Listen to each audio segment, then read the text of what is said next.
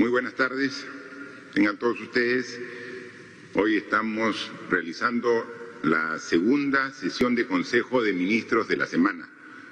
Los miércoles tenemos la sesión ordinaria y cuando hay temas pendientes convocamos a sesiones complementarias, como la que estamos realizando el día de hoy.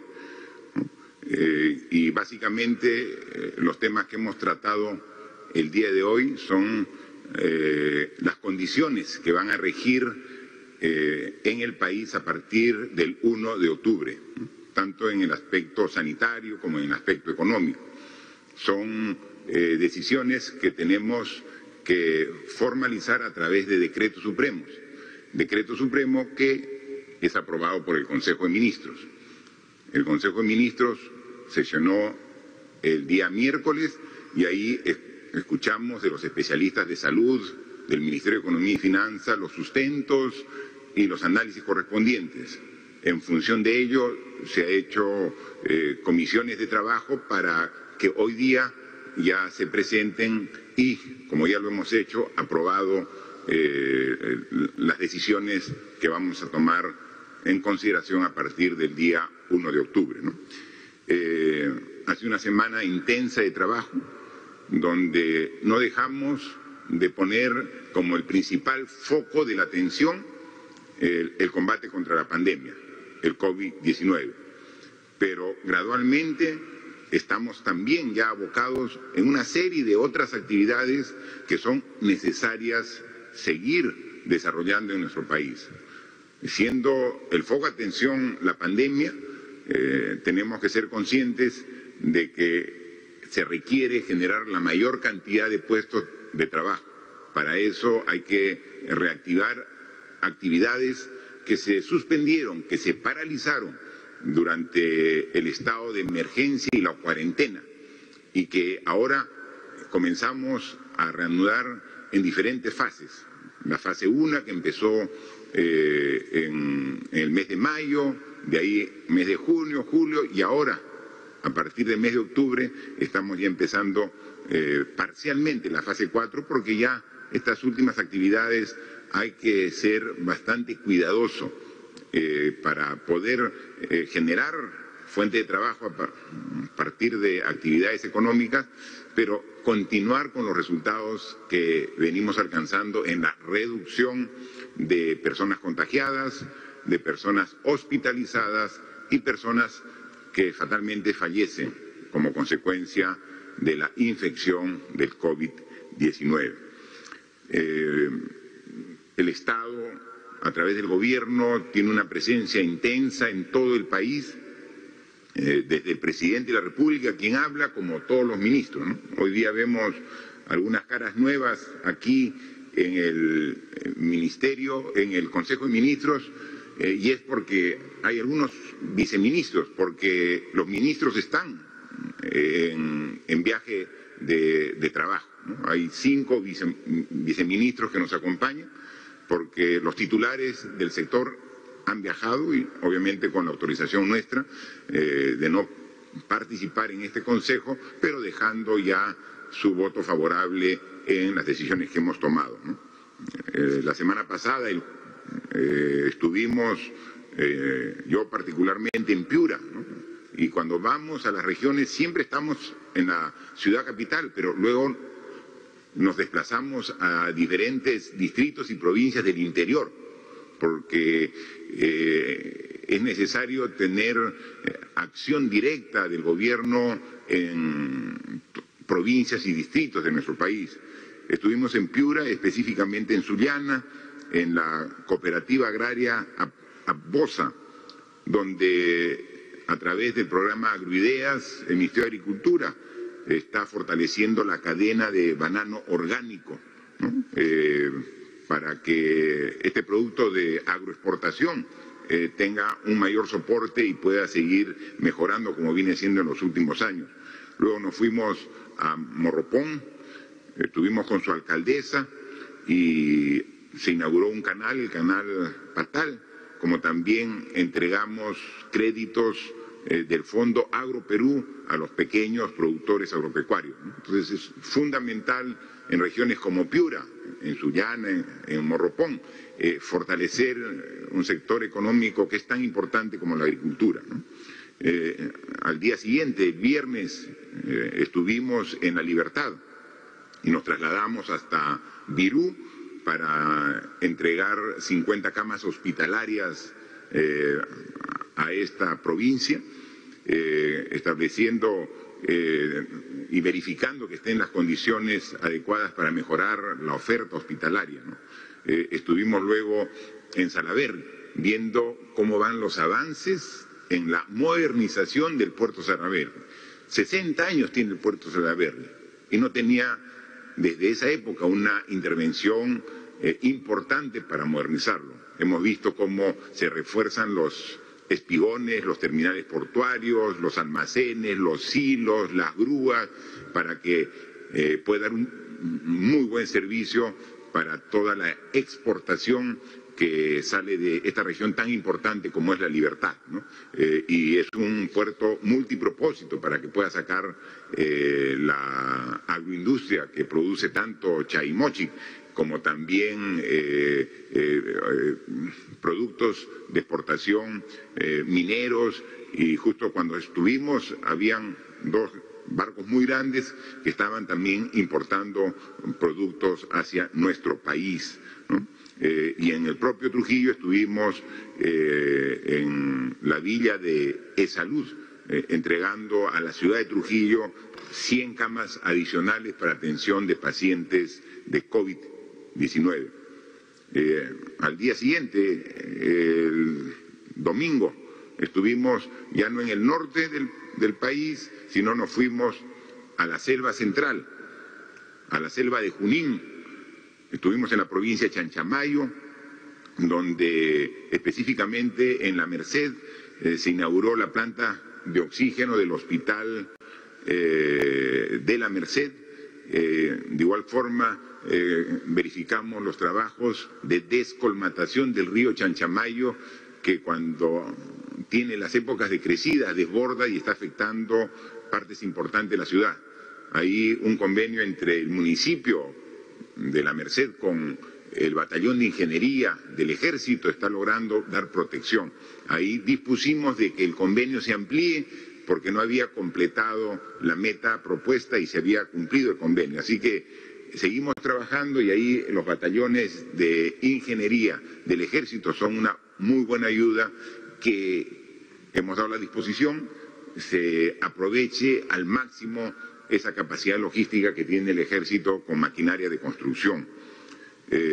También tuvimos oportunidad de ver e impulsar el lanzamiento de la marca Café Chanchamayo, excelente calidad como es el café peruano y que no está siendo comercializado ni aprovechado en su real magnitud, ¿no?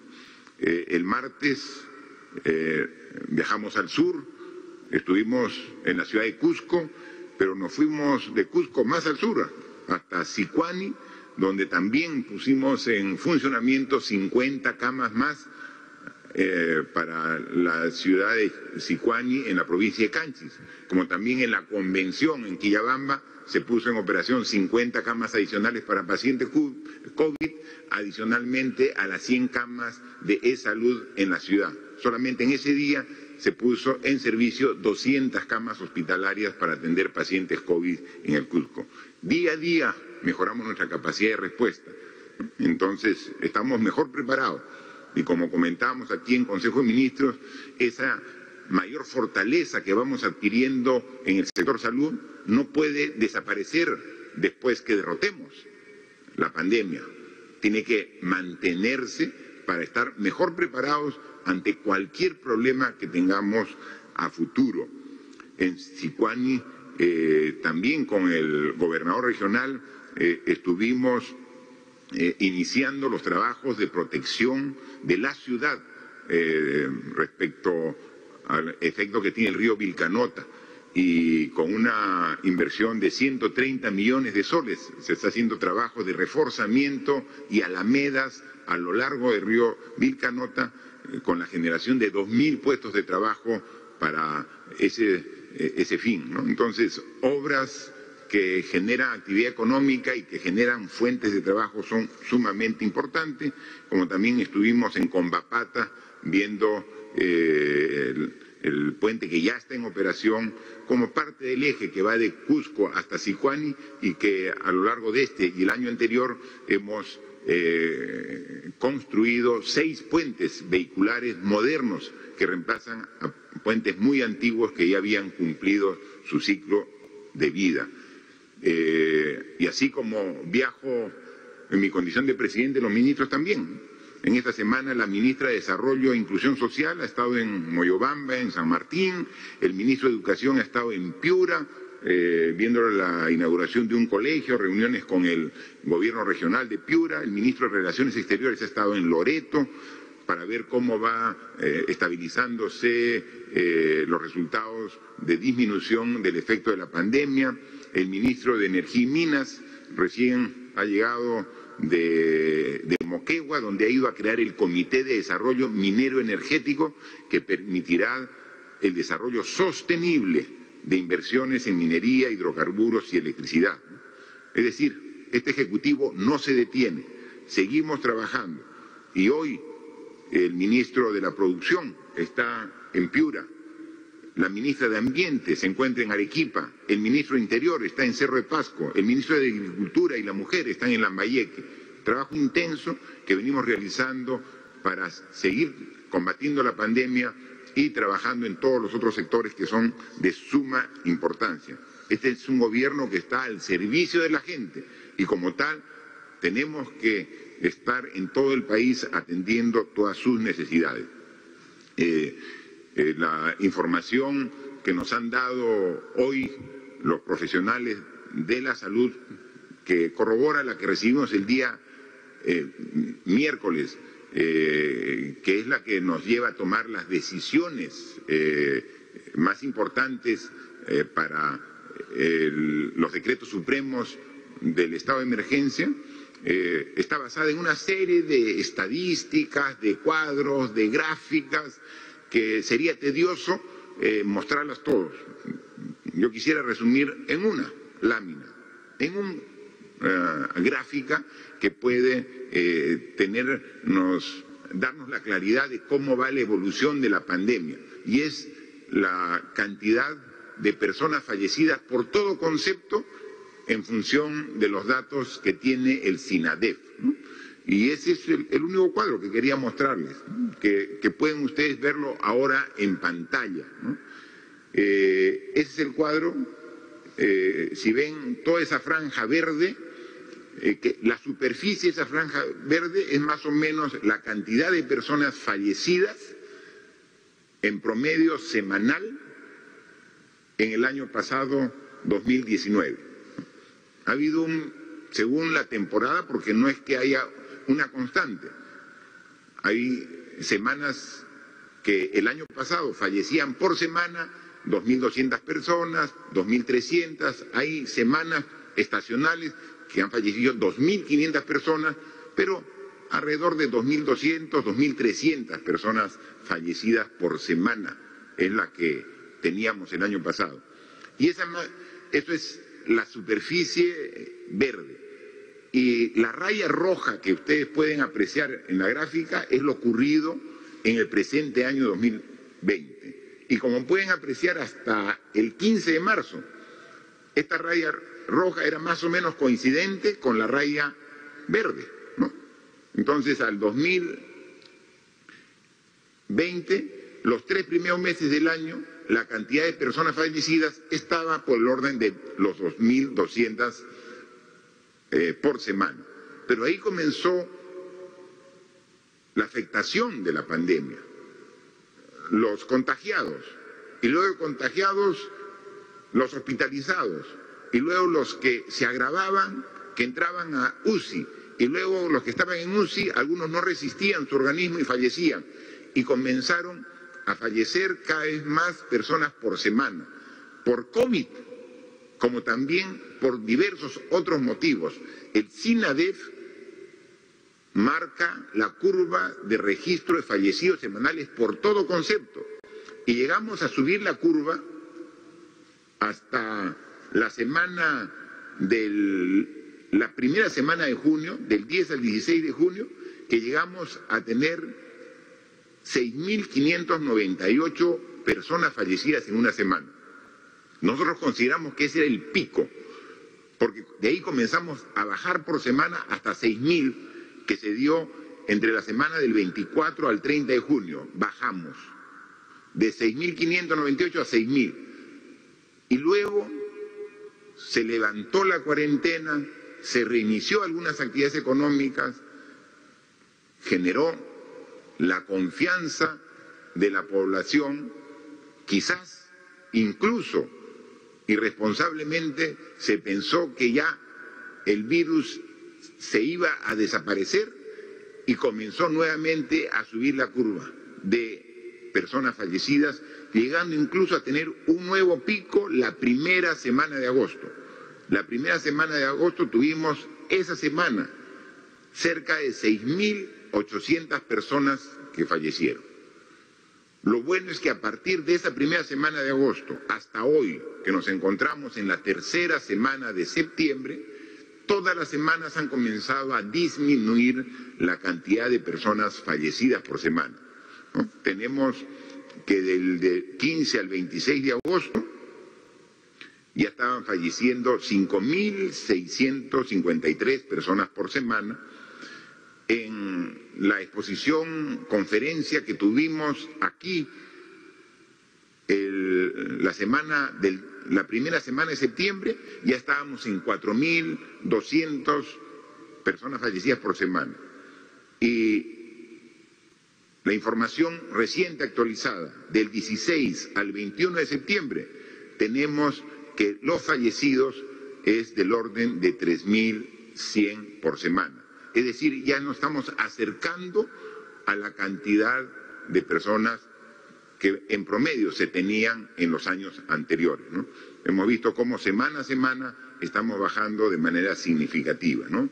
Es importante, eso nos permite ver, como lo hemos dicho, ciertos resultados esperanzadores, la luz al final del túnel, pero no puede generar ninguna actitud triunfalista. Tenemos que seguir siendo sumamente responsables y así lo estamos haciendo en las medidas que venimos trabajando. Vamos a continuar en este esfuerzo de disminuir los contagios hasta que tengamos la vacuna. O sea, no podemos descuidarnos. El esfuerzo tiene que continuar hasta que tengamos la vacuna. Y entonces ya tenemos prestigiosos laboratorios de 3 países, de China, de Estados Unidos y de Alemania, que ya han traído su vacuna para hacer la fase clínica experimental de la fase 3 aquí en el Perú con voluntarios. Así que estamos trabajando ya con el laboratorio chino, con las pruebas de la vacuna en los voluntarios, y la primera semana de octubre empezaremos con laboratorio de Estados Unidos, de Johnson & Johnson, como también se hará lo propio con un laboratorio procedente de Alemania. Entonces, estas vacunas están en su fase 3. E inmediatamente concluya la fase 3, se puede empezar la etapa de comercialización para poder ya aplicarla a la población. Y ahí tenemos un problema.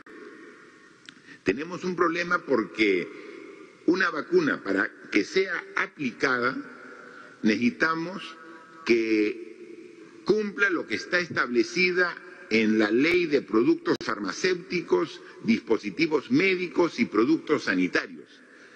Podríamos tener nosotros en 2 o 3 meses la vacuna lista, aprobada, terminada la fase 3, pero para que pueda ser usada en el Perú necesitamos la autorización de las instancias correspondientes.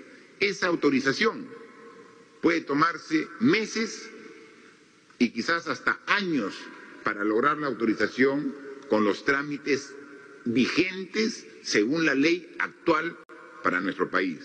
Por eso en Consejo de Ministros hemos aprobado un proyecto de ley que modifique este procedimiento específicamente para la aplicación de esta vacuna, específicamente la modificación del artículo 8 de la ley 29459, ley de los productos farmacéuticos, dispositivos médicos y productos sanitarios. Con esta norma nos va a permitir que una vez que se apruebe, con todas las seguridades del caso, podamos dar las autorizaciones correspondientes aquí en nuestro país. Pero es ley, no podemos nosotros emitir la norma aquí en el Consejo de Ministros.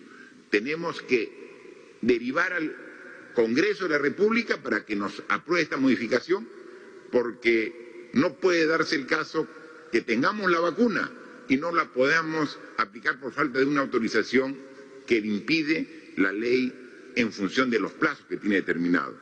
Ya la ley como proyecto la tenemos elaborada, vamos, como siempre lo hacemos, a hacer la suscripción del proyecto de ley que el día de hoy, en horas de la tarde, en oficio dirigido al presidente del Congreso, el señor Manuel Merino Elama, tendrá en su poder. Lo que pedimos es que, como lo decimos en la carta, le dé el tratamiento con carácter de muy urgente. No dudamos que cuando lo vean determine la importancia del tema para que puedan priorizar esta ley dentro de las muchas que tiene en agenda el Congreso y poder tener la seguridad para dar la inmunización a las personas con las vacunas correspondientes. Además de haber aprobado este proyecto de ley, tenemos que en la sesión del Consejo de Ministros hemos aprobado 2 decretos supremos, uno de reactivación económica a través de la aprobación de la fase 4 para reanudación de actividades económicas. Este es un decreto muy corto donde especifica que estas actividades no contemplan todas las actividades de la fase 4 porque somos responsables y hay algunas actividades que estaban en la fase 4 que todavía no estamos considerando que puedan iniciarse, ¿no? Esas que concentran gente y que son de alto riesgo no podemos iniciarlas, lamentablemente, y hay que comprender, primero es la salud, los bares, las discotecas, los cines, no pueden todavía funcionar, son parte de la fase 4, pero no pueden todavía funcionar. Son centros de alto nivel de contagio, no pueden aún funcionar. Tenemos que esperar aún. Pero sí hay algunas otras actividades que en el anexo están establecidas que sí pueden realizarse, incluso algunas que ya están autorizadas pero con mayor aforo, ¿no? Por ejemplo, tiendas. Las tiendas tenían un aforo máximo del 50%. Dado que vemos que la curva está disminuyendo, estamos aumentando el aforo al 60%. Los restaurantes y servicios afines tenían un aforo máximo del 40%, estamos aumentando al 50%. Se está autorizando el transporte de pasajeros por vía férrea, el transporte marítimo y de cabotaje pasajeros, y algo muy importante, estamos autorizando en este decreto supremo el inicio del transporte de pasajeros por vía aérea en vuelos internacionales a partir del 5 de octubre. En función de las normas específicas que va a dar el Ministerio de Transportes con el Ministerio de Salud. Se van a iniciar los vuelos internacionales, pero con destinos que sean seguros desde el punto de vista sanitario. Comenzaremos con algunos países vecinos de la región. Eso también lo hemos conversado con los presidentes de los países de Sudamérica. Vamos a conversar con los vuelos internacionales con países vecinos de la región. Y poco a poco, gradualmente, se hará hacia otras latitudes, pero con todo el cuidado del caso. Y ahí estará el protocolo correspondiente. Para recibir un viajero del exterior se va a exigir, entre otras cosas, que tenga prueba molecular con una vigencia máxima de 48 horas, entre otros detalles que el propio ministro de Transporte con la ministra de Salud van a detallar seguramente cuando amplíen esta información. Pero eso es desde ya, desde la primera semana de octubre, comenzamos a iniciar vuelos internacionales a algunos destinos. También se inicia el servicio de agencia de viajes y operadores turísticos a los sitios donde estén autorizados. Los servicios de arte, entretenimiento y esparcimiento con cuidados sanitarios según protocolo, se aumenta el aforo al 60%, ¿no? Ahí se incluye, por ejemplo, que se permite actividades en parques temáticos, ¿no? Conocemos aquí en Lima, por ejemplo, el Parque de las Aguas, con un aforo limitado y con un protocolo, o sea, puede reiniciar en octubre. Igual también se está permitiendo con un aforo máximo del 50% las actividades deportivas individuales o por parejas, ¿no? En instalaciones públicas. Hay muchos municipios que tienen instalaciones deportivas, como también hay instalaciones privadas. Eso está permitiéndose, pero solamente para actividades individuales, no actividades colectivas.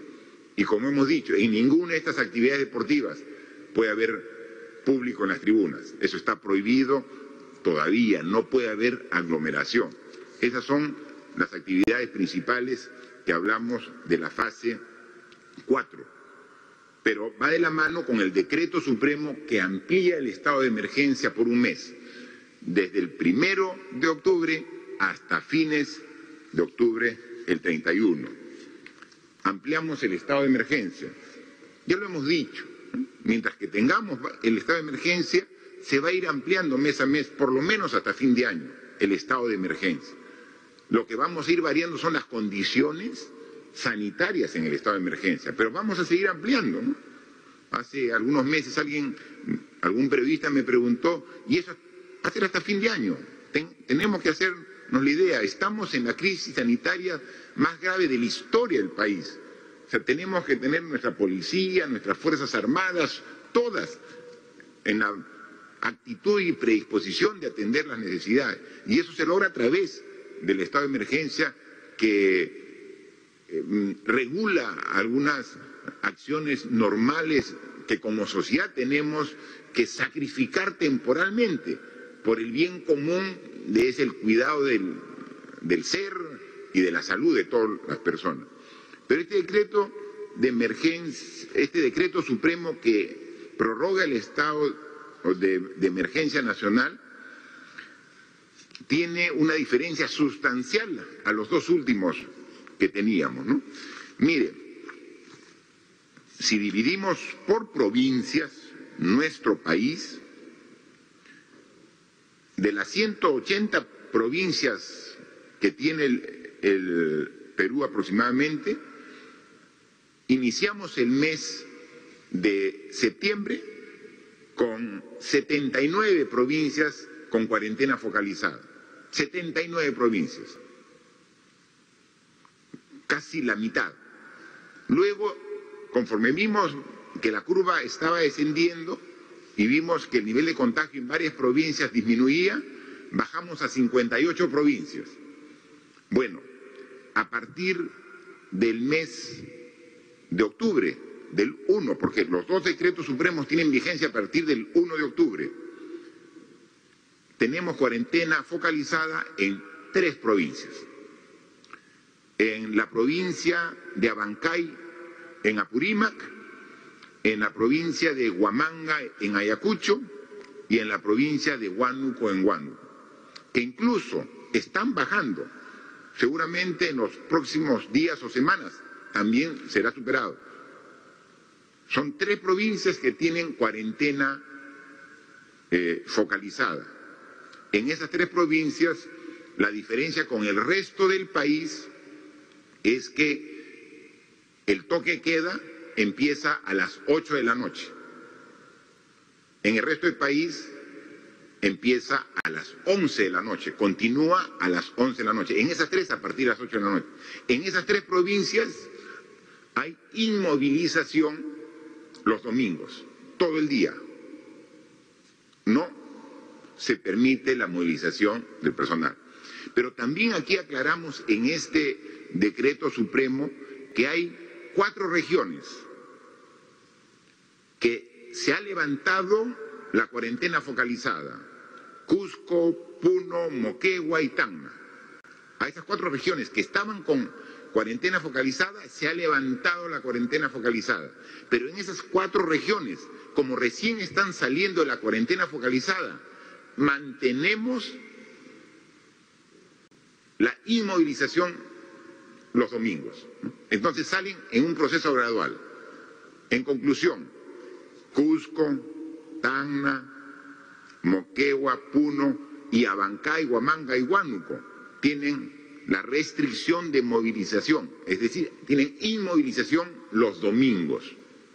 El resto del país sí puede movilizarse los domingos, sí está permitido, el resto del país puede movilizar, pero también en función de la experiencia, de los resultados, los domingos en el resto de provincias y regiones del país está prohibido el tránsito de vehículos particulares, tal como hemos visto en la semana pasada, que sea un momento de que salgan, pueden salir a comprar, pueden salir a pasear, pueden salir a hacer deporte, salir al aire libre, cumpliendo las medidas sanitarias, con mascarilla, con distancia social, con higiene, con lavado de manos, pero sin usar vehículo particular.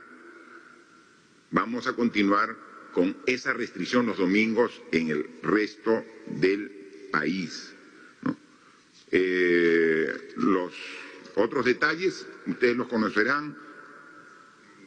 Mañana sale publicado el decreto, los 2 decretos supremos en el Diario Oficial Peruano. Se ratifica que está prohibida las reuniones sociales, incluyendo las que se realizan en domicilios y visitas familiares. Están prohibidas, son focos de contagio. ¿No? Sobre niñas, niños y adolescentes, la restricción que era hasta los 14 años, ahora se ha reducido a 12 años, que se les permite salir 1 hora al día, acompañado de un adulto, para estar, como ustedes saben, en un radio de 500 metros de su domicilio, acompañado de una persona responsable. Pero dado que se está permitiendo ya las actividades deportivas, también los niños pueden hacer estas actividades deportivas siempre acompañados de un adulto. Es decir, los niños menores de 12 años tienen que mantenerse en sus hogares. Pueden salir alrededor de su vivienda con un adulto, pueden salir a hacer deporte, pero no pueden salir todavía aún a los centros comerciales, como están todavía restringidos, ¿no? Siguen las mismas restricciones referidas a las personas mayores de 65 años. Hemos visto que son las personas con más vulnerabilidad cuando son afectadas por el virus.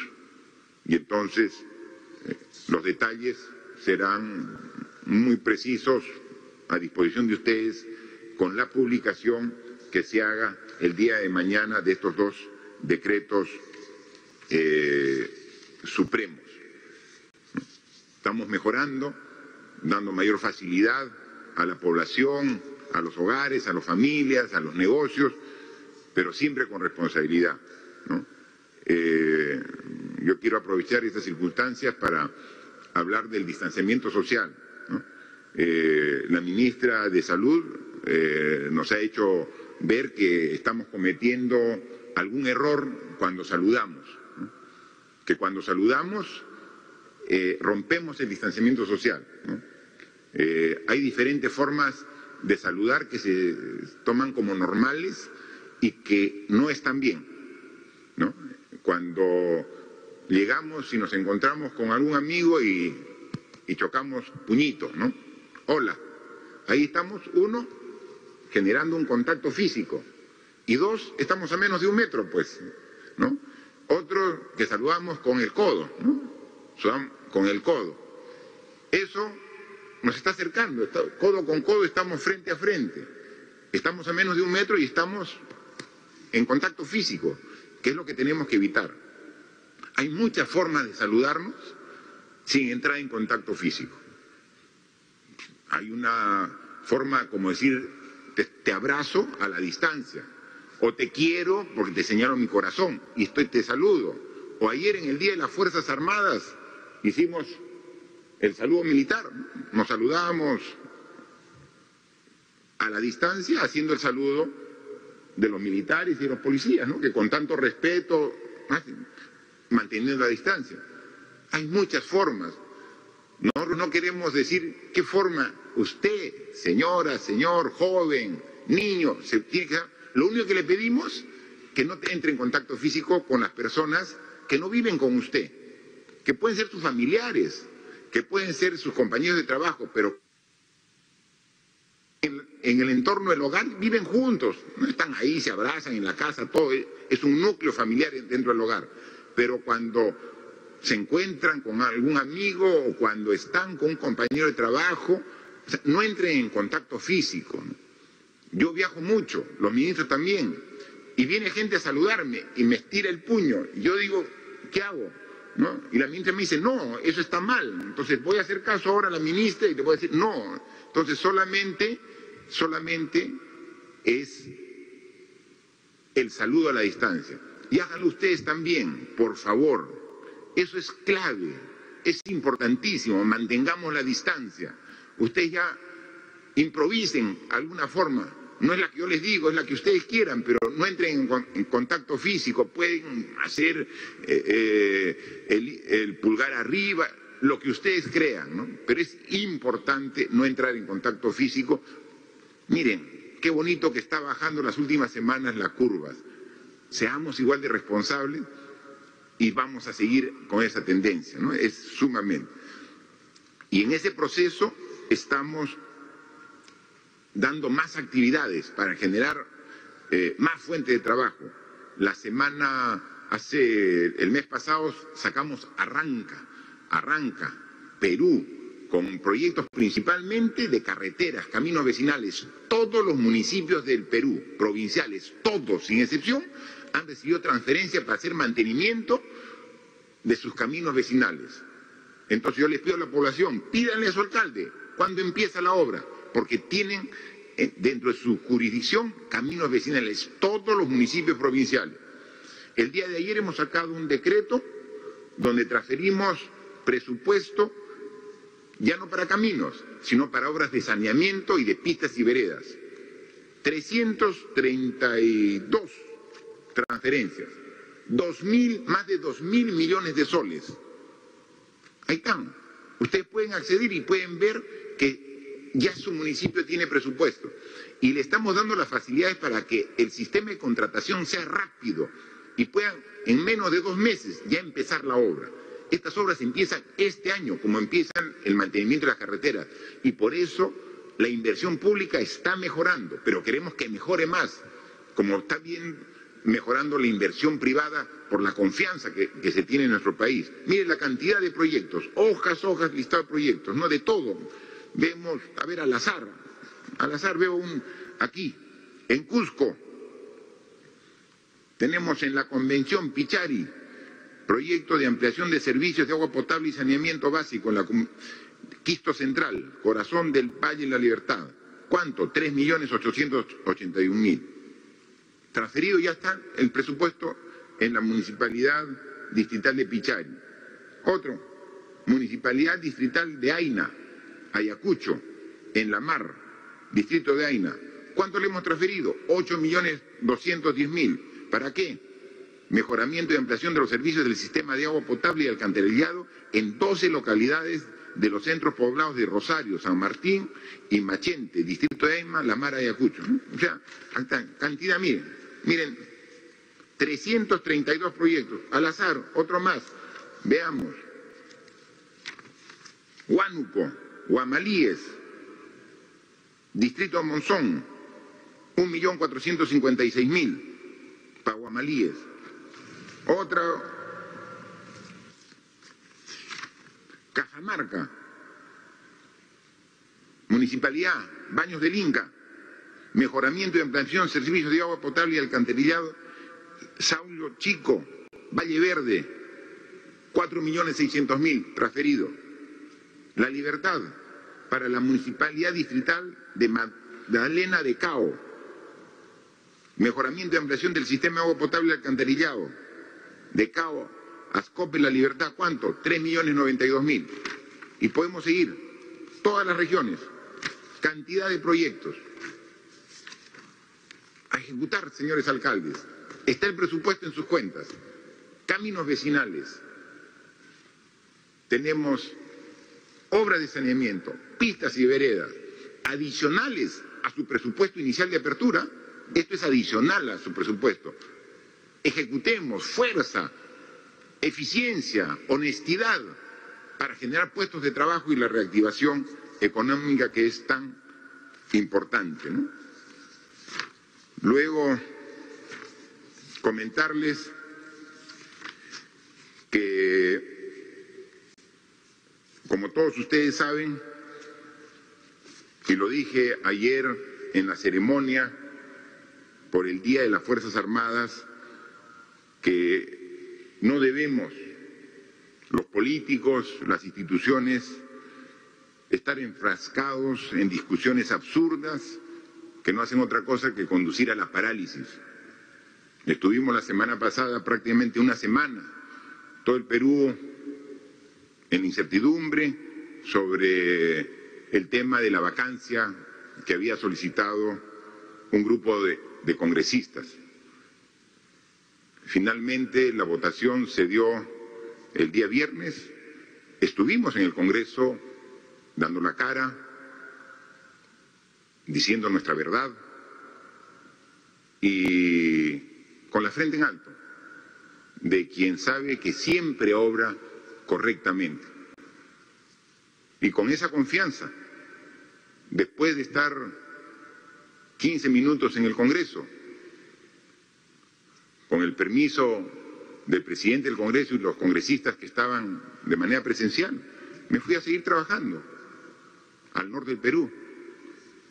Después de un análisis, debate, una discusión, se dio la votación y por un amplio margen y porcentaje se rechazó la vacancia presidencial, lo que denota la responsabilidad y la convicción democrática de mantener los poderes ejecutivo y legislativo en cada uno en la competencia que le corresponde. Sin embargo, nosotros presentamos al Tribunal Constitucional un escrito, un sustento sobre una demanda competencial, ¿no? Para no estar en estas incertidumbres, ¿no? En el último siglo se han dado 3 procesos de vacancia y en los últimos 3-4 años hay 3 intentos de vacancia. Entonces pareciera que no está muy bien, muy claro. Entonces hemos dicho al máximo intérprete de la Constitución, que es el Tribunal Constitucional, hemos presentado una demanda para que vea, no pensando en nosotros. Nuestra función termina ya dentro de muy poco, en 10 meses ya dejaremos el cargo de Presidente de la República, pero para evitar de que haya este tipo de conflictos entre el Legislativo y el Ejecutivo, ¿no? Esperemos que lo vea el Tribunal Constitucional, como lo ha demostrado, con la objetividad y la imparcialidad que caracteriza a la mayoría de sus fallos, ¿no? Como el fallo que ha dado sobre el cobro de deudas tributarias, que se discutió esta semana, el día martes, ¿no? y que todos estábamos preocupados, no como autoridades, sino como ciudadanos, porque había la posibilidad que se permita que una deuda tributaria principalmente de grandes empresas de nuestro país se deje sin efecto por el orden de cerca de 10.000 millones de soles, ¿no? 10.000 millones de soles. ¿Con qué hacemos cada una de estas obras de saneamiento? ¿Con qué hacemos cada una de las carreteras, el hospital? ¿Con qué compramos las medicinas? ¿Con qué vamos a comprar las vacunas para toda la población si no son con los impuestos? El hecho de que el Tribunal Constitucional haya tomado esta decisión importante nos da la confianza en que todos, chiquitos, medianos, grandes, somos iguales y tenemos igual que cumplir las normas, ¿no? Así que esperemos siempre este tipo de decisiones, y por eso es que no solo como presidente sino como ciudadano tengo la expectativa de que todos cumplamos las normas y podamos estar dando los recursos necesarios que requiere el Perú para poder reactivar su economía. Hoy más que nunca tenemos que mostrar nuestro compromiso con el país, ¿no? Todos. Los empresarios lo están haciendo, síganlo haciendo. Y una forma de mostrar es pagando impuestos. En muchos de los problemas que hemos tenido para enfrentar la pandemia, hemos tenido la solidaridad y el aporte del sector privado, ¿no? Muy bien, ¿no? Pero en lo rutinario también se tiene que hacer para trabajar de manera conjunta a favor del desarrollo del país, ¿no? Si hacemos solamente un análisis de cuánto es 10.000 millones de soles, porque a veces no ponderamos, con 10.000 millones de soles hacemos 400.000 viviendas rurales, imagínense, o sea, 400.000 viviendas rurales es lo que está en juego en ese tema. Podemos poner varios ejemplos adicionales, ¿no? Luego, ya para ir terminando, manifestar que desde el año 2018, que asumí la presidencia de la República, planteamos la reforma política, ¿no? La reforma del sistema de administración de justicia y la reforma política. Y venimos empujando y encontramos resistencia. Con el Congreso anterior tuvimos incluso que promover un referéndum para que escuchara a la población y ver que la población quería un mejor sistema, ¿no? Y contundente fue la población que asistió mayoritariamente y a favor de las reformas que planteamos. Se avanzó un poco con el Congreso anterior, ahora estamos con un nuevo Congreso electo, seguimos avanzando. Hemos visto que la semana pasada la ley de impedimentos para postular a candidatos con sentencia en primera instancia, primero no salió inmediatamente, nosotros la promulgamos, ¿no? Y ahora hemos recibido la ley de financiamiento de partidos políticos, ¿no? Que es una de las normas que también nosotros hemos pedido, sugerido, porque es necesario, ¿no? Y entonces, también un poco con idas y vueltas, finalmente el Congreso ya nos ha enviado esta ley que modifica el título 6º del financiamiento de los partidos políticos, ¿no? Entonces, nos parece sumamente importante, ¿no? Esta norma acoge varios de los temas que nosotros hemos sugerido y hemos propuesto. No todos, ¿eh? Nosotros hubiéramos querido que sea más amplia y precisa, pero sin embargo es un avance y como tal lo reconocemos. Y aquí la ley de financiamiento de partidos políticos, esta que modifica, ya lo recibimos con la firma del presidente del Congreso, Manuel Merino, y del segundo vicepresidente del Congreso, Guillermo Aliaga. Y obviamente, si es una norma que nosotros hemos estado impulsando hace 2 años y que ahora el Congreso la aprueba, con mucho gusto, aquí también nosotros la suscribimos, ¿no? Ahí está la norma y está promulgada, norma que nos llega del Congreso sobre financiamiento de partidos políticos. Y tenemos un proyecto de ley que enviamos al Congreso para que nos ayude en el trámite para la autorización rápida de vacunas. Es la forma de que queremos trabajar. Y para eso, para mantener siempre una relación más cercana, aceptamos el presidente del Congreso ayer cuando estuvimos y coincidimos en una reunión en la Plaza de la Bandera por el aniversario de las Fuerzas Armadas, me pidió una reunión para la próxima semana, con gusto he aceptado, el Premier está coordinando la fecha para reunirnos con su junta directiva, con mucho gusto, reunirnos y formar una agenda común de puntos en las cuales debemos dar prioridad.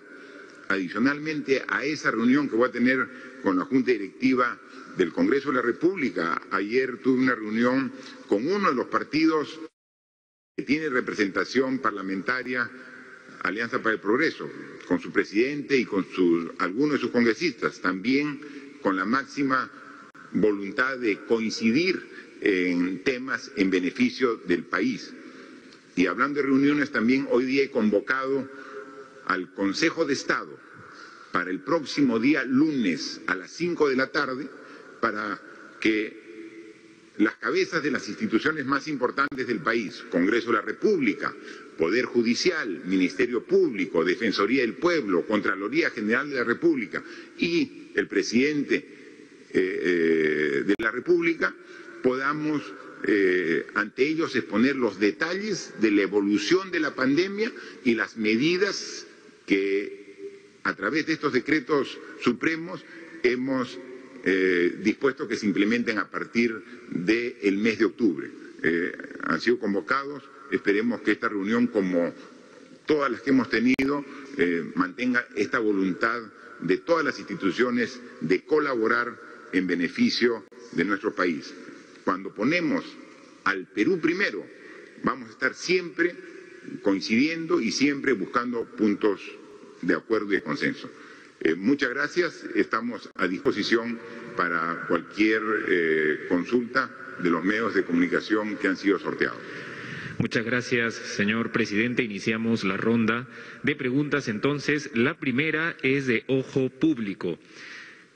68 laboratorios de China venden sus pruebas rápidas en Perú, aunque el 94% de estos no tienen certificado sanitario en su país de origen. Perú es uno de los pocos países de América Latina que usa pruebas rápidas para diagnosticar, a pesar de las advertencias de la OMS. ¿Por qué se ha permitido el ingreso de estas pruebas? En cuanto a las candidatas de vacuna, Perú participa en los ensayos clínicos de Sinopharm y se ha autorizado a AstraZeneca y CureVac. ¿El país obtendrá algún beneficio por participar con voluntarios? ¿Se ha asegurado un lote de estas vacunas? En materia económica, ¿se ha previsto reducir las exoneraciones tributarias para aumentar la recaudación? ¿Por qué hay retrasos en la entrega de los créditos de la segunda fase de Reactiva Perú? Finalmente, desde el inicio de la pandemia, 4 líderes indígenas han sido asesinados. 3 de ellos pidieron garantías que no fueron atendidas por las prefecturas. ¿Qué medidas están adoptando para proteger a los líderes ambientales? Muchas gracias. En realidad son 1, 2, 3, 4 preguntas de un medio de comunicación. Con toda la voluntad de responder, va a responder 3 ministros de Relaciones Exteriores, del Ministerio de Salud, el Ministerio de Economía y Finanzas y el Ministerio del Interior, porque los temas que han referido compete a estos ministerios. El canciller, por favor. Muchas gracias, presidente. Efectivamente, tenemos en la pregunta formulada sobre los laboratorios que están realizando ensayos clínicos en el Perú y si es que estos ensayos comprometen a los laboratorios a otorgar beneficios en la adquisición de las vacunas. Efectivamente, tal como se ha señalado, tenemos a los laboratorios de Sinopharm, de AstraZeneca, de Johnson & Johnson, de CureVac, haciendo en un futuro muy cercano, realizando esos ensayos clínicos. Y esas pruebas o ensayos clínicos pues, van a significar para el Perú la posibilidad de acceder preferencialmente a la vacuna cuando ésta se encuentre ya lista.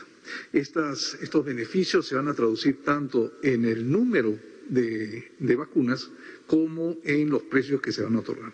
Así que estamos realizando esas negociaciones y estamos seguros que lo vamos a lograr con éxito. Gracias, presidente.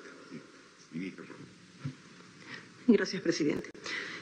Con respecto a las pruebas rápidas, en ningún momento la Organización Mundial de la Salud ha prohibido las pruebas rápidas y eso tiene que ser claro. La forma de hacer los reportes a nivel internacional para que todos los países estemos de acuerdo implica que usemos pruebas moleculares. Las pruebas rápidas tienen su lugar y su momento de uso. Nuestro país tomó la decisión, al no haber más pruebas moleculares, de incorporar las pruebas rápidas como una forma de paliar la ausencia de pruebas y tienen su función. Uno puede deducir de las pruebas rápidas las personas que puedan estar con infección activa. Las moleculares, las rápidas y todas las que surjan, no hay ninguna que tenga 100% de capacidad de detectar el virus. Por eso, lo más importante es el trabajo de tipo clínico. El diagnóstico sindrómico, traducido al castellano, significa el que yo tenga tos, fiebre y las molestias que se asocian a esta enfermedad. La DIGEMIT es la entidad de nuestro ministerio que se encarga de hacer la supervisión de las características de todos aquellos medicamentos, insumos y otros productos de uso humano. A lo largo de estos meses se han hecho una serie de supervisiones para detectar qué es lo que está circulando en el mercado. Y nosotros permitimos el ingreso como autoridad sanitaria solamente de aquellos productos que tengan la certificación correspondiente y nos valemos también de las certificaciones internacionales como existe, por ejemplo, en los Estados Unidos, en Europa y a nivel de Latinoamérica, en Argentina, en Colombia, de tal manera que nos valemos también de esas certificaciones. Se han hecho alrededor de 36 detecciones de muestras de pruebas que no son las originales o que no corresponden a las que tienen certificación dada por DIGEMIT y eso ha sido retirado del mercado. En cualquier momento, cualquier ciudadano puede hacernos la consulta correspondiente si tiene alguna duda de lo que le están ofreciendo. Y las mismas empresas farmacéuticas y los mismos laboratorios farmacéuticos nos han alcanzado también sus dudas, colaborando para detectar todo aquello que se encuentra en nuestro país sin la autorización respectiva. La DIGEMIT está al servicio de la población para hacer la certificación y la detección de cualquier cosa que no sea regular. Gracias. Gracias, ministra. Ministra, por favor. Gracias, presidente. Sobre la consulta de las exoneraciones tributarias, es fundamental que las exoneraciones tributarias estén en continua revisión, especialmente si no hay una clara evidencia de su efectividad. En algunos casos son regresivas, están concentrados en pocos contribuyentes. El reto que enfrenta el país desde el manejo de la política fiscal tiene que ver con la consolidación fiscal del país. Esto requiere trabajar en dos líneas. Primero, en mejorar los ingresos tributarios. Como saben, el Perú es uno de los países con la menor presión tributaria y tenemos otra ruta por el lado de los gastos. Tenemos que mejorar la efectividad y la calidad del gasto público.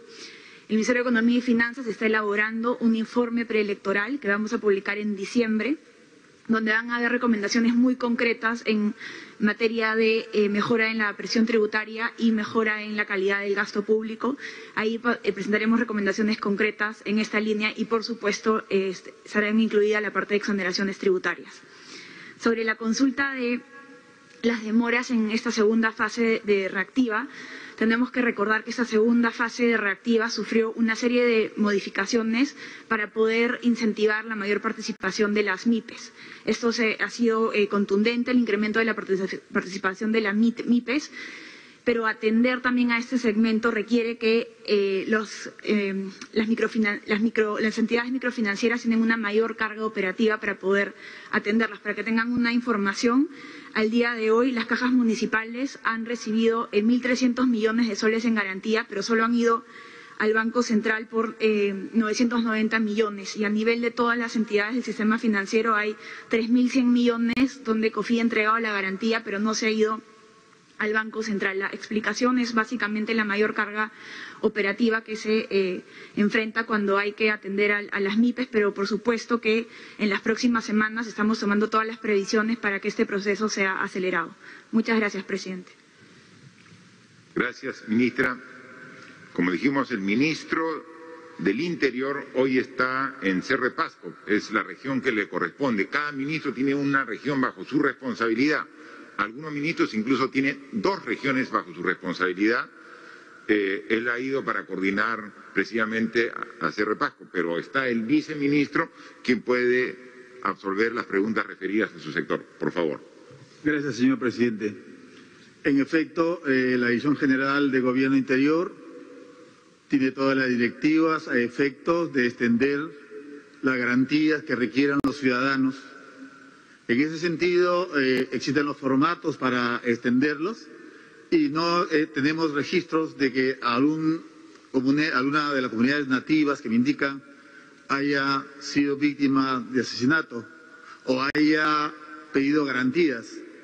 En ese sentido, por ejemplo, le puedo detallar de que el caso del dirigente ambientalista Pacheco de Madre de Dios, personalmente me acerqué al prefecto de Madre de Dios y le extendieron las garantías. Es más, lo fueron a buscar a su casa porque hay necesidad de que la misma persona firme los formularios. En el caso de la familia Zambrano, también le extendimos en el acto, en el día, las garantías que se pidieron. Las garantías, en efecto, se solicitan y se llenan los formularios, señor presidente. Y en ese sentido, el sector interior garantiza. Yo estoy cercano a los APUs. Los APUs me conocen y saben perfectamente que recorro el Datén del Marañón y en las zonas donde hay ciertos inconvenientes. Pero hasta ahora no me han llamado, siempre me llaman por teléfono, pero nunca hemos tenido una comunicación en el sentido que me hayan pedido a la Dirección General de Gobierno Interior garantías como la que señala la pregunta. Muchas gracias. La siguiente pregunta es del medio de comunicación Salud con Lupa. El país pasará a la fase 4, pero no hay una estrategia clara para evitar congestionar los hospitales. No hay oxígeno en los centros de atención primaria, ni suficiente personal como hemos podido corroborar en Salud con Lupa. ¿Por qué el gobierno no tomó en cuenta la atención primaria al inicio de la pandemia, cuando los centros de salud de primer nivel pudieron ayudar a contener el COVID-19? Se ha dicho que los centros del primer nivel atenderán enfermedades no COVID. ¿Se contratarán médicos de especialidad? ¿Cuántos médicos y bajo qué modalidad se van a contratar para atender en estos centros de salud? ¿Cuál es el presupuesto destinado a la atención primaria y cuánto se aumentará para fortalecerla? ¿Cómo está haciendo el gobierno central para supervisar que los gobiernos regionales destinen presupuesto a las municipalidades rurales para que éstas puedan implementar equipos y medicinas en sus centros de atención primaria? Bien, como el medio de Salud con Lupa está muy dirigido al tema de salud, así que tiene nuestra ministra de Salud la respuesta, por favor. Cómo no, presidente.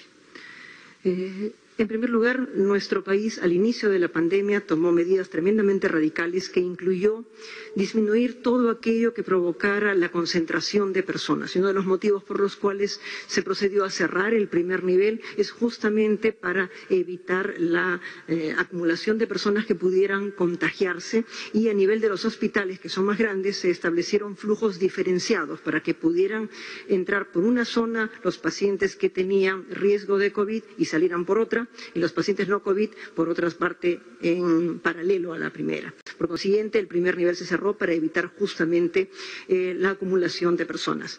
A partir del mes de julio hemos empezado a abrir el primer nivel, como les consta a todo el mundo, en muchísimos lugares e inclusive hemos hecho asociación con las municipalidades para poder desplazar a los lugares municipales aspectos como, por ejemplo, las farmacias del Ministerio de Salud, para que el público no tenga que ir a los centros hospitalarios, que sé que le generan temor a muchas personas y están más alejados.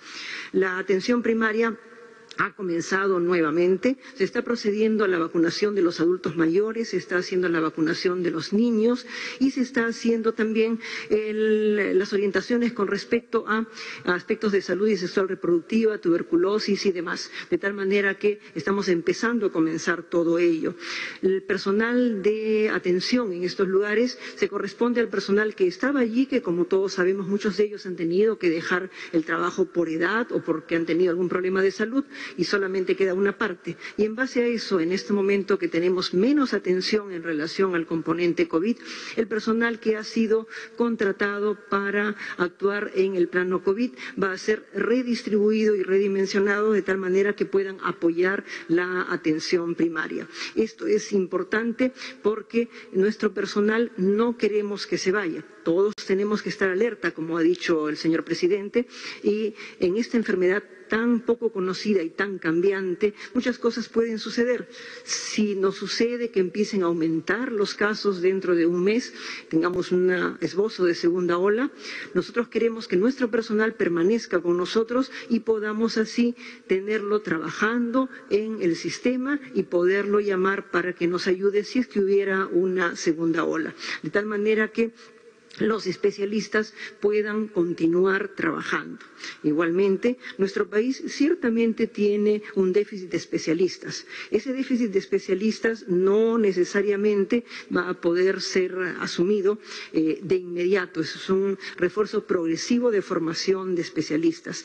Por último, con respecto a nuestra relación con los gobiernos regionales, en realidad esta es una relación que va a implicar que nosotros podamos compartir muchos aspectos y tenemos ahora para el Ministerio de Salud subdividido nuestro país en 5 macrorregiones con sus correspondientes coordinadores.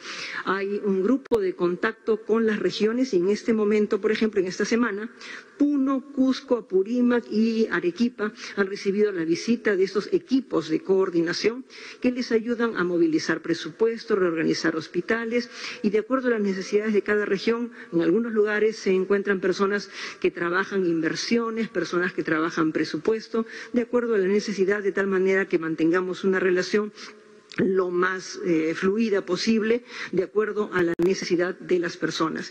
Inclusive estamos haciendo capacitación en servicio. Muchos profesionales de las regiones están viniendo a Lima para participar en las unidades de cuidados intensivos, de tal manera que tenemos una relación bastante fluida. Gracias. Sí, solo complementando la pregunta. Inicia la pregunta casi con una afirmación, ¿no? El medio Salud con Lupa, ¿no? Dice, se pasa a la fase 4 y no tienen estrategia clara, no tienen hospitales, no tienen... O sea, y esa afirmación no es correcta. Sabemos perfectamente que el sistema de salud del Perú es precario, o sea, y eso ha sido uno de nuestros principales retos. O sea, ¿cómo enfrentar una pandemia de estas características con nuestro sistema de salud? Pero 6 meses después, nuestras condiciones son completamente diferentes. Cuando empezamos, en marzo, teníamos poco más de 2.000 camas para atender a los pacientes COVID. Ahora estamos llegando ya cerca a las 20.000 camas. O sea, ¿cómo que no tenemos respuesta hospitalaria? En 6 meses de 2.000 camas hemos pasado a 20.000 camas. Al inicio teníamos escasamente 100 camas UCI disponibles para pacientes que agraven COVID. Ahora tenemos 1.700. Y hoy el reporte a nivel nacional, en todas las regiones, tenemos disponibilidad de camas UCI. Lo que no ocurría hace un mes, 2 meses. En todas las regiones tenemos disponibilidad de camas hospitalarias para atender a los pacientes, en todas. Y seguimos incrementando, como dice la ministra. Y en algún momento, si es que podríamos tener esas camas sin uso, queremos tenerlas como una reserva y hacer un cambio de estos hospitales temporales que hemos implementado para atender COVID a un cambio a hospitales definitivos para atender precisamente la atención primaria. El decreto supremo de ampliación del estado de emergencia incluye 2 artículos referidos a la oferta hospitalaria. Es decir, estamos conectados con el sentir de la población. El artículo 8 y el artículo 9 habla del incremento de la oferta hospitalaria y el artículo 9 del incremento de los horarios de atención en establecimientos de salud público. Entonces, por supuesto que tenemos, mientras que la tendencia está bajando y nunca descartamos la posibilidad de un rebrote, por eso decimos responsabilidad, eso lo estamos reclamando, pero seguimos aumentando nuestra oferta. No es que nos hayamos confiado y comenzamos a cerrar hospitales, no, seguimos con la misma oferta. Está bajando la curva, pero la responsabilidad, la población, mascarilla, bien, cubran nariz y boca. Yo en muchas partes veo toda la gente con mascarilla, pero algunos la usan mal, solamente tapan la boca y la nariz. No, nariz y boca. Muchas veces se acerca la gente con mascarilla. Presidente, quiero decirle una pregunta. Sí, te escucho, ya un ratito. Y comienza a hablar. Le digo, ¿cómo te quitas la mascarilla para hablar? No, están con mascarilla. Se me acerca y le dice, tengo una pregunta. Y se baja la mascarilla. No hable, le digo, ponte la mascarilla para hablar. O sea, porque la mascarilla es para protegernos. Obviamente, hay una dificultad que nos genera, una molestia que nos genera, pero el uso permanente hace que, como todo, nos acostumbremos. Entonces, tenemos que seguir trabajando. Entonces, sí estamos considerando, pero sí estamos preparados para la fase 4, porque hemos realmente cambiado de manera significativa la capacidad de respuesta en estos 6 meses. Ha costado mucho esfuerzo, ha costado recursos económicos, pero principalmente recursos humanos que se han puesto a disposición para poder trabajar, y seguramente seguiremos haciéndolo hasta que completemos el objetivo de derrotar definitivamente al virus y tener la vacuna para protección con inmunización. La siguiente pregunta es de Radio 1 de Tacna. Presidente, van 6 meses de emergencia y Tacna ha enfrentado la misma sin un hospital adecuado. Muchos han muerto por falta de oxígeno y una atención adecuada. Hoy que la primera ola ha pasado, tenemos una construcción abandonada de más de 300 millones y al 30% de avance que se va a un arbitraje. ¿Qué hará el gobierno para solucionar el problema del Hospital Unanue de Tacna? Además, el actual gobierno regional de Tacna ha construido un área de hospitalización que la población ha denominado el Hospital de Cartón, que hasta el momento no funciona ni tiene pacientes por sus graves deficiencias. Se dice que vendría a inaugurarlo los próximos días. ¿Avalará esta obra observada por Contraloría y al Consejo Regional? Por último, presidente, ¿el proyecto Vilavilani va o no va? El ministro de Agricultura dice que está paralizado. Mire, como Tacna es una región vecina a mi región, ustedes saben que yo soy de Moquegua, conozco perfectamente la realidad del Hospital Hipólito Unanue, ¿no? Un hospital sumamente necesario para Tacna, que está en construcción, pero tiene algunos problemas administrativos y legales. Precisamente en los próximos días vamos a estar en Tacna y vamos a ver cómo le damos una solución integral, y si hay que cambiar la norma, la ley para encontrarle una salida, vamos a hacerlo. Recuerden ustedes, por ejemplo, el Hospital Lorena en Cusco es el equivalente al Hospital Unanue en Tacna, es el hospital emblemático de Cusco. Y comenzó a trabajar, tiene un avance del 60% y está parado. ¿Saben cuántos años está parado el Hospital Lorena en Cusco? 8 años. 8 años está parado la construcción de un hospital. Esto es inconcebible, es imperdonable. O sea, una inversión de varios cientos de millones de soles, encontró un problema administrativo, una traba legal, 8 años parado. Yo he estado la semana pasada en Cusco y ya se va a reiniciar. Y hay un cronograma que en 17 meses está ese hospital brindando el servicio a toda la población de Cusco. En 17 meses. 8 años parado. El Hipólito Unanue no puede pasar por ese mismo camino. O sea, vamos a dar una solución y los problemas que se tengan, vamos a estar en los próximos días y vamos a encontrar la solución. Por otro lado, el tema específico del hospital de COVID que ha construido, hay que ver si hay alguna observación, con mayor razón hay que superarla y hay que ponerlo en operatividad. Si la Contraloría ha observado, hay que ver cuál es la observación, hay que levantar la observación y hay que ponerlo. Entonces, lo que se trata es de dar solución a los problemas. Con Vila Vilane, un proyecto sumamente importante para Tacna, el problema es un poco más complejo. La voluntad de hacerlo, por supuesto que está del gobierno. El año pasado le dimos presupuesto. Este año le hemos vuelto a dar presupuesto al gobierno regional. Pero tiene problemas en el mismo Tacna. Distritos y provincias del propio Tacna se oponen a este proyecto. Y también la región vecina de Puno. Entonces, no es falta de voluntad del gobierno. Estamos comprometidos con el proyecto Vila Vilane para Tacna. El presupuesto está asegurado. Entonces hay que buscar una solución a un problema social al interior de Tacna y también con la vecina región de Puno para verlo. Hemos encargado al ministro de Agricultura para que ponga todo su esfuerzo, pero ahí se necesita buscar también el diálogo al interior de Tacna con las propias autoridades, viendo por qué se opone algún sector de la población y luego también este proyecto también con el vecino de Puno para encontrar y buscar una salida. Es un proyecto sumamente importante.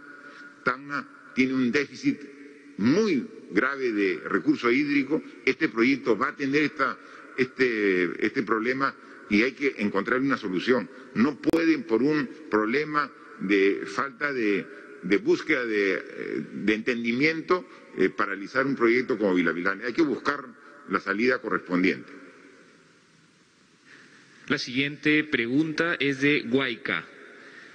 Hace unos días, la Comisión Especial del Tribunal Constitucional en el Congreso aprobó un reglamento sin transparencia y sin consultar especialistas. ¿Qué posición va a tomar el Ejecutivo? ¿Conviene elegir a nuevos miembros cuando esta gestión del Parlamento es corta y presenta conflictos de interés, como con la demanda competencial de vacancia? ¿Cuál es la posición del Gobierno frente a la actitud del Congreso de estancar la ratificación del Acuerdo de Escazú, que implica proteger a defensores ambientales? Hemos visto operativos de fiscalizadores con apoyo de la Policía Nacional en La Victoria hace un día en el mercado de frutas. Si el Gobierno tiene la obligación de proteger los derechos humanos de los ciudadanos, ¿por qué se recurre a medidas represivas para ordenar este tipo de actividades? Bien,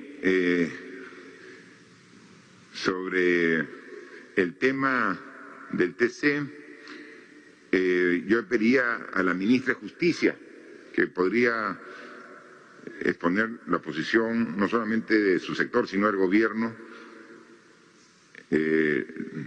para ver sobre la comisión especial y lo que va, y luego al ministro de Relaciones Exteriores, ¿no?, sobre el tema del acuerdo de Escazú. Por favor.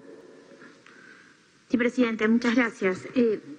Hay que recordar el rol central que tiene el Tribunal Constitucional en nuestro sistema jurídico como supremo intérprete de la Constitución. Hemos visto además en estos días lo importante que es. Para nosotros es central que haya transparencia, que haya participación ciudadana, como está plasmado en la ley, que fue una ley aprobada por el Congreso, pero también promulgada por el Poder Ejecutivo. Es importante también garantizar idoneidad de las personas elegidas, por eso estamos vigilantes y exhortamos al Congreso para que garantice la mayor transparencia en este proceso. Nos hubiera parecido importante que este reglamento hubiera sido previamente consultado con especialistas, sin embargo, hay que decir que este reglamento está ahora prepublicado e invocamos a especialistas, sociedad civil, instituciones a mandar sus aportes porque creo que es central el rol que todos nosotros podamos tener en elegir a representantes de una institución, como reitero, tan importante en garantizar la supremacía de la Constitución, pero también los derechos fundamentales como es el Tribunal Constitucional. Muchas gracias. Muchas gracias. Canciller, por favor. Gracias, presidente. El Gobierno remitió el expediente del Acuerdo de Escazú al Congreso para su aprobación y posterior ratificación. Al mismo tiempo, sugirió al Congreso que se iniciara un debate amplio sobre este tema y el Congreso lo acogió y viene realizando este debate a través de los órganos, ministerios, asociaciones y demás representaciones vinculadas con la temática ambiental. Nosotros saludamos este ejercicio que viene realizando el Congreso. Pero ahí yo quisiera también subrayar, presidente, algo que viene circulando en las redes, y es que se ha venido indicando que hay un plazo para la ratificación, y eso no es cierto. El Acuerdo de Escazú establece claramente un plazo para la firma, para la suscripción del instrumento, y en el caso del Perú, ha sido suscrito en el año 2018. Así que estaremos atentos a los resultados del debate que se viene dando en el Congreso de la República. Gracias, presidente. Gracias, canciller. Nosotros tenemos una relación muy buena y permanente con gobiernos regionales y municipios, ¿no? Y tenemos que interactuar, ¿no?, para mantener el orden público, para luchar contra la pandemia, para atender a los hogares con vulnerabilidad, en diferentes aspectos, ¿no? Y quien lidera y coordina todo este tipo de acciones es obviamente el Premier, ¿no? Entonces aquí está haciendo una pregunta específica de una intervención en el mercado de frutas, pero la relación es mucho más amplia que eso y quizás nos puede dar algunas luces el Premier de cómo coordinamos con municipios, con gobiernos regionales en general, porque esta es una pregunta referida a un hecho puntual y creo que la interacción tiene que ser mucho más compleja, ¿no? Sí. Gracias, señor presidente. En la lucha contra la pandemia estamos trabajando completamente articulados tanto con el Ministerio de Defensa, el Ministerio del Interior y muy estrechamente con los alcaldes para realizar los operativos de fiscalización que buscan básicamente ver que todos los centros de producción, sean mercados, centros comerciales, cumplan con los protocolos de bioseguridad establecidos por el Ministerio de Salud. Se hace un planeamiento previo con el alcalde, con los fiscalizadores de la municipalidad, con los fiscalizadores de otros sectores de producción, de comercio, del gobierno central y con el apoyo de las Fuerzas Armadas y Policía Nacional para controlar los aforos, para controlar el distanciamiento social, las medidas de bioseguridad en todos estos centros públicos. Inicialmente lo hemos hecho en La Victoria, después lo hemos hecho en Los Olivos, también en coordinación con la Municipalidad de Lima. Inicialmente realizamos una marcha blanca. Esta marcha blanca significa hacerle recordar a todos los productores, expendedores de alimentos, todas las medidas de bioseguridad que se tienen que cumplir, al público en general. Después de esta marcha blanca, que normalmente dura una semana, después ya viene lo que es el control, ya con las sanciones respectivas que imponen las municipalidades. Pero todo esto es dentro del marco de un planeamiento conjuntamente con las municipalidades, justamente para evitar los contagios, para que los centros comerciales tengan el orden y las medidas de bioseguridad que corresponden para cortar la cadena de contagios y también para mantener el orden en las diferentes calles.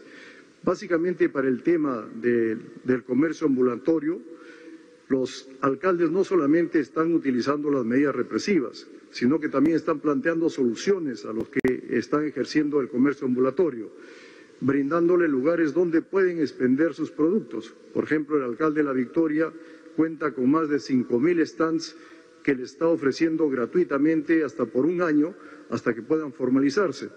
El alcalde de Lima ha proporcionado parques industriales donde se los ha llevado y se los ha condicionado con todas las medidas de seguridad que deben existir en esta pandemia. Entonces, las medidas represivas van cuando el público no entiende que en esta pandemia tenemos que cumplir con las medidas de bioseguridad y que tenemos que ir formalizándonos poco a poco en los espacios que nos van brindando las municipalidades. Gracias, Premier. Solamente yo quería complementar la primera parte de la pregunta de Huayca referido al TC, que con mucha propiedad y conocimiento contestó nuestra ministra de Justicia. Yo lo único que le quiero recomendar, solicitar e invocar al Congreso de la República es que hagan su máximo esfuerzo en elegir las personas más idóneas para el Tribunal Constitucional. Es el máximo intérprete de la Constitución.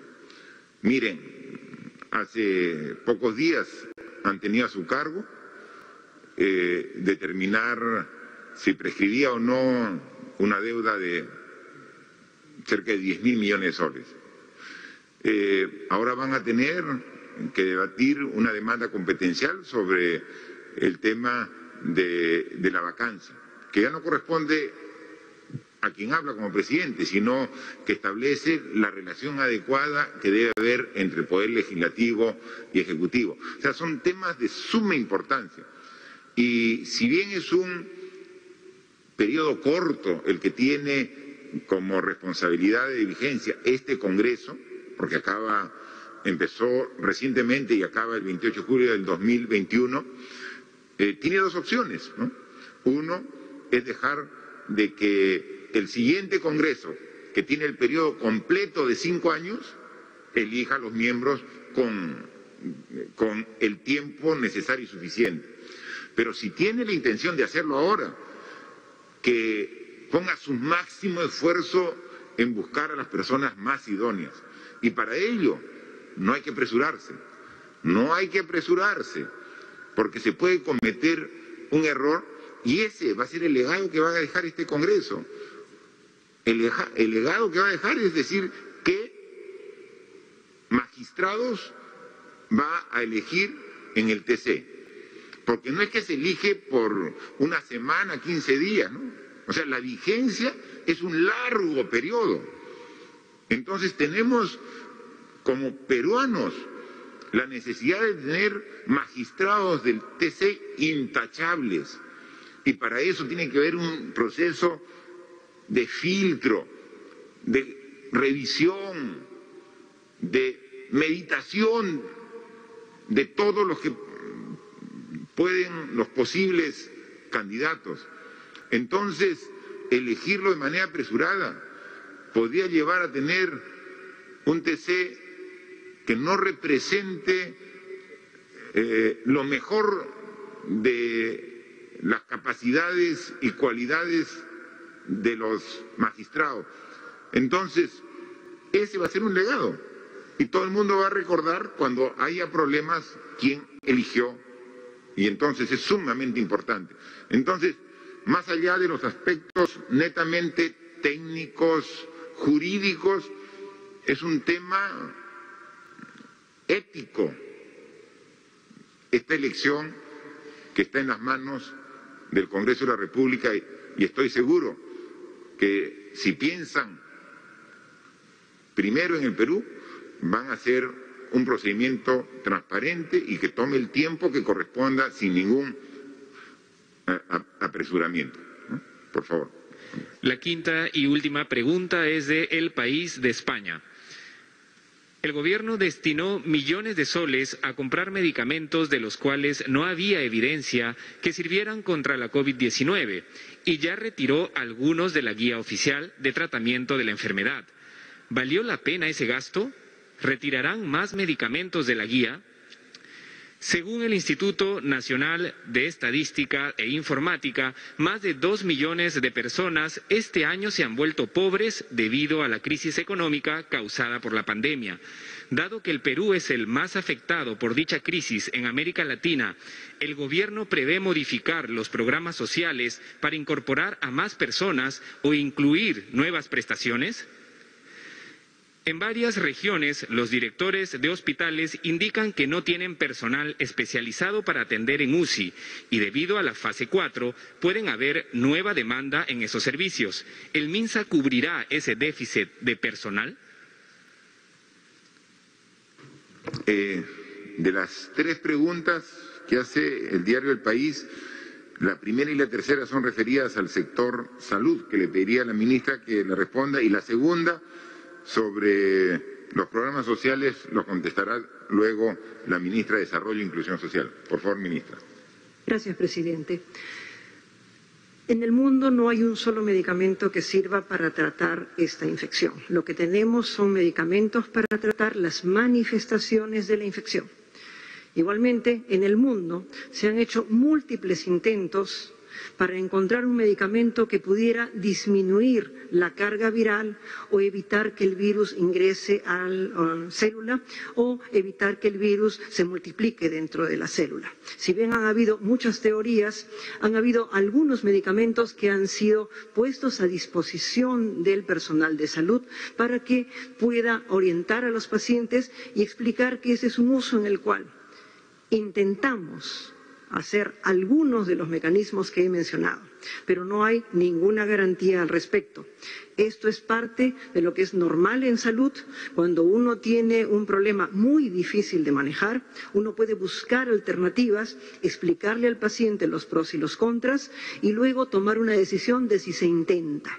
Es interesante observar cómo en la última semana nuestro grupo de expertos nos ha pedido una prórroga de 4 semanas para evaluar, por ejemplo, el efecto de ivermectina, porque si bien muchos estudios salían diciendo que no había ningún efecto a favor de que pudiera controlar el virus, han aparecido en esta última semana algunos estudios que nos hacen ver que podría tener una influencia favorable. Como ven, así es en salud, todo es cambiante.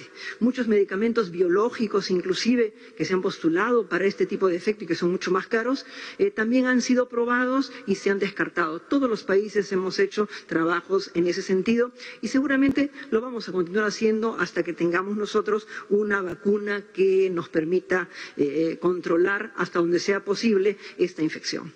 Por otro lado, con respecto a la deficiencia de especialistas, es cierto, nuestro país cuenta en medicina intensiva con alrededor de 700 especialistas registrados y de acuerdo a lo que hemos conversado con la Sociedad Peruana de Medicina Intensiva, hay unos 400 en actividad.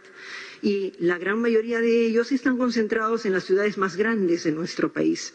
Hemos logrado avanzar de unos 100 equipos de ventilación asistida destinados a COVID a 276 en cuestión de un par de meses y luego nos encontramos en este momento en 1.700 equipos de ventilación asistida destinados a la COVID. Aparte de eso, hay otros equipos destinados, porque el sistema de salud no puede parar, destinados a patología no COVID que requiere ventilación asistida. Es obvio que por el número que estoy mencionando, sería imposible que un especialista de medicina intensiva pudiera controlar 3, 4 equipos. Afortunadamente, somos un país ingenioso y la Sociedad Peruana de Medicina Intensiva, al igual que otras sociedades a nivel mundial, han organizado un sistema piramidal donde un médico intensivista, apoyado por médicos aliados, 3 o 4 médicos aliados, pueden controlar un número mayor de equipos de ventilación asistida. Igualmente, hemos tenido algunas opciones interesantes y agradecemos a colegas en el resto del mundo que a través de los diferentes medios de comunicación, desde Estados Unidos, desde España, desde otros lugares, han apoyado a nuestros colegas trabajando en cuidados intensivos en momentos tan difíciles como los que hemos pasado y les han dado una teleorientación. Esto también nos ha ayudado mucho. Igualmente, colegas de especialidades aliadas han ido a los centros de cuidados intensivos más grandes que tenemos en el país durante una semana, durante 10 días, el tiempo que la situación permitía para adquirir un entrenamiento muchísimo mayor. Igualmente, tenemos que agradecer a algunos países que han colaborado con nosotros, proporcionándonos equipos de ventilación asistida de transporte mejorados. Esos equipos que nos permiten hacer un mecanismo de ventilación no invasivo, y gracias a esos equipos hemos podido trasladar distancias muy largas, porque nuestro país es complejo, a los pacientes y llegar hasta sitios donde se les podía atender.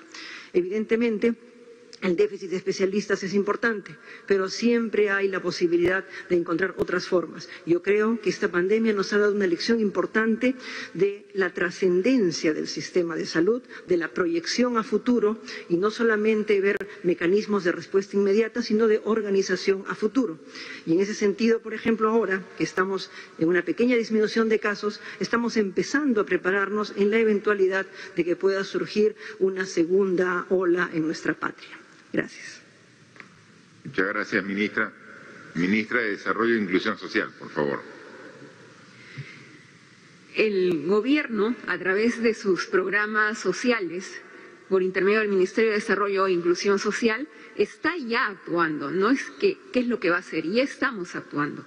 Para esto, el programa Juntos, que es un programa que otorga 200 soles bimestrales a las madres e hijos menores de 24 meses, siempre que se cumpla con ciertas responsabilidades como llevar a sus menores hijos a vacunarse, como suplementarlos con hierro o también pasar sus controles gestacionales. Este programa está ampliando su cobertura e inclusive estamos llegando a zonas urbanas. Ya en Lima se ha empezado a operar en San Juan del Lurigancho.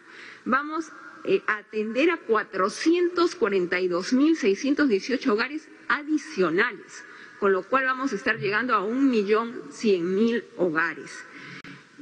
En cuanto al programa Cuna Más, que también consiste en una intervención temporal para la primera infancia con un paquete integrado de servicios, vamos a atender a 76.747 niños y niñas en 690 distritos a nivel nacional.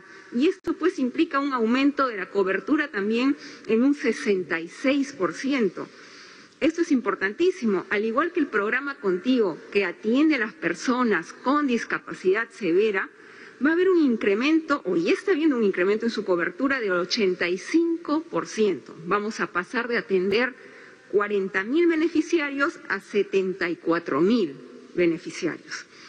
Pero también en Foncodes nos preocupamos por la capacitación productiva, porque las familias puedan tener un medio de subsistencia, fortalecer sus economías.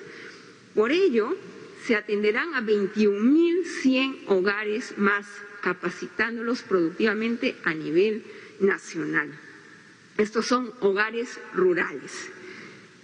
Pero también, en cuanto al programa de complementación alimentaria, que es a través del cual se da el presupuesto para los comedores populares, la grata noticia es que los comedores a nivel nacional ya han abierto sus puertas en un 73%, y la mayoría de ellos en la capital de la República y el Callao.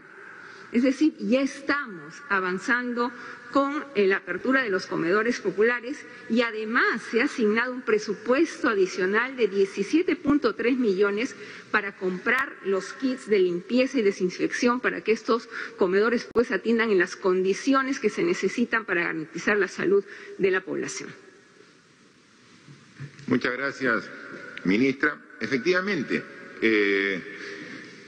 como usted lo ha manifestado y dando cifras y dando acciones concretas, lo mismo que hace la ministra de Economía, no estamos esperando que, llamemos, la avalancha de la pandemia nos pase por encima, sino estamos ya reaccionando, por eso es que hablamos de una etapa de contención del contagio. Es cómo paramos el contagio, cómo atendemos a los contagiados, cómo mejoramos la capacidad de respuesta. Entonces, eso desde el punto de vista sanitario, es decir, de la enfermedad. Entonces hemos estado, y la ministra lo ha dicho y lo ha ratificado, como de 100 pasamos a 200 y a 1.700 camas UCI, como de 200 de 2.000 a 3.000 a 20.000 camas hospitalarias. Entonces, esa es la respuesta, pero esa es la respuesta sanitaria, de salud. Hay una respuesta económica, en el sentido de que tenemos que dar facilidades para no romper la cadena de pagos y que la economía siga andando. Y en eso estamos trabajando en ello. Y entonces vemos que las empresas nuevamente comienzan su actividad, algunas ya más rápido que otras. Tenemos que ir evaluando permanentemente cuáles todavía no inician. Y lo vemos aquí y tenemos largas discusiones y ver cómo inyectamos recursos para que finalmente la economía nuevamente camine. Y con ello se generen los puestos de trabajo en la obra, en el canal, en la bocatoma, en el campo, en la carretera, en la obra de saneamiento, en la construcción del puente, del muelle, del puerto, del aeropuerto, que todos estamos trabajando y nuevamente aumentamos. Pero como eso toma su tiempo, tiene que haber una atención directa en los programas sociales y ha sido habilitado con mayor presupuesto para que atienda los comedores populares, para que atienda los programas sociales, los programas. Entonces estamos actuando en todos los campos, en el campo sanitario, en el campo económico, en el sector privado, la inversión pública, los programas sociales. Entonces, lo que vamos a lograr, y eso sí vamos a demostrarlo, que por atender la pandemia, que en nuestro país era muy fuerte el efecto por su estado precario de salud, nosotros en abril prácticamente paralizamos la economía. Entonces, es el país donde la economía cayó más drásticamente que todos en la región. Pero así como la caída fue profunda, la recuperación va en el mismo sentido, va mucho más rápida en la pendiente que los otros países. Y el próximo año, con todas las medidas que estamos planteando, nuestro estimado es de crecimiento de 10% de la economía el próximo año 2021. Eso es. Entonces tenemos que trabajar. Entonces estamos haciéndolo, estamos pensando. Pero para lograrlo, nosotros estamos poniendo nuestro esfuerzo en salud, en la economía, en el sector público, en el sector privado, en los programas sociales. Lo único que necesitamos es que usted nos ayude. Lo único que necesitamos es que usted se comprometa, que no baje la guardia, que no se confíe, que siga siendo responsable. Es lo único que necesitamos. Estamos poniendo todo nuestro esfuerzo y nosotros vislumbramos buenos resultados, a pesar que tenemos críticos que a diario pareciera los jinetes del apocalipsis que quieren que todo fuera mal, y no vamos en ese camino. El camino por el que vamos es un camino de recuperación, difícil, duro, pero vamos en el camino de la recuperación. Esta crisis, la peor de la historia del país, la estamos venciendo. Estamos trabajando en el camino correcto, pero necesitamos tu apoyo ciudadano, el apoyo social. Dejen de escuchar algunas pequeñas voces fatalistas diciendo que todo está mal. Es mentira. Estamos mejorando y ustedes poco a poco y gradualmente van a poder darse cuenta de esos indicadores. Es mucho esfuerzo que estamos haciendo, todos los peruanos, al igual que usted en su hogar, y vamos a salir. No nos confiemos, usemos mascarilla, mantengamos distanciamiento social, evitemos hasta que llegue la vacuna, faltan meses, las reuniones sociales.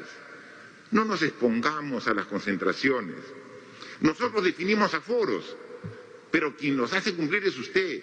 Si usted va a comprar una tienda y ve que hay mucha gente, no entre, espere un rato.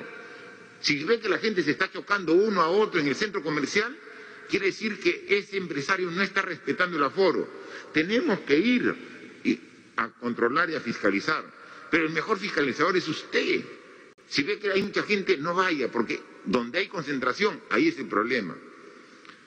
Los bares, las discotecas están prohibidas. Ayúdennos. Si usted tiene conocimiento de que alguno esté incumpliendo esa norma y un bar está funcionando a puerta cerrada, denuncie para ir a cerrarlo y dar una multa y un castigo a ese empresario inescrupuloso que está haciendo negocio poniendo en riesgo la salud. O sea, el control ciudadano es lo más importante. Nosotros estamos aumentando todo lo que está a nuestro esfuerzo, pero el control ciudadano es lo fundamental. Así que sigamos con esa curva en descenso, aumentemos las actividades, pero seamos responsables. Lo hemos aprendido, lo estamos haciendo bien, lo podemos hacer mejor. Solamente necesitamos tu responsabilidad y tengo la seguridad como presidente, pero como peruano, que de esta vamos a salir y vamos a lograr nuestras metas del bicentenario. Muchas gracias.